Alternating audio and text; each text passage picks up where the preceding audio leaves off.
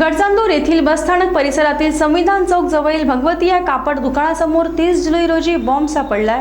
या घटनेने शहरात दहशतीचे वातावरण पसरले। स्थानिक गुन्हे शाखा चंद्रपूर व गडचांदूर पोलिसांच्या तत्परतेने बॉम्ब ठेवणाऱ्या 2 जुळ्या भावांना काही तासातच अटक करण्यात आली। बॉम्ब निकामी करण्यात आला। गडचांदूर शहरात दर मंगळवारी आठवडी बाजार असतो।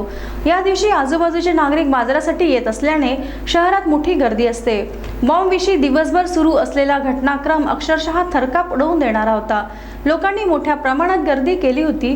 दरम्यान जिल्ह्यात सातत्याने गुन्हेगारीच्या घटनांमध्ये वाढ होत आहे। त्यामुळे चंद्रपूर जिल्हा यूपी बिहार बनण्याच्या मार्गावर तर नाही ना, असा प्रश्न निर्माण झाला असल्याचे सचिन भोयर यांनी म्हटले आहे। मनसे नेते सचिन भोयर राजुरा विधानसभा क्षेत्राच्या दौऱ्यावर असताना त्यांनी प्रत्यक्ष संपूर्ण घटनाक्रम अनुभवला।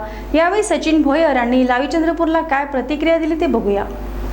अशा प्रकारे जर कोणी बॉम्ब ठेवत असेल, गोळीबार होत असेल, अशा कुठले खून मर्डर होत असेल तर चंद्रपूर जिल्हा नेमका कुठल्या मार्गावर आहे? हे कुठं यूपी बिहार होण्याच्या मार्गावर तर नाही ना, हा प्रश्न सर्वसामान्य जनतेला पडत आहे।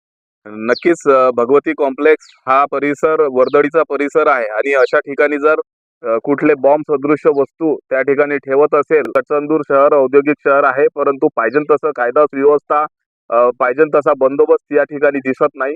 सगळीकडे कायद्याचं उल्लंघन होत आहे। त्यामुळेच कदाचित लोकांची हिंमत वाढून अशा प्रकारे गुन्हेगारी प्रवृत्ती होत आहे।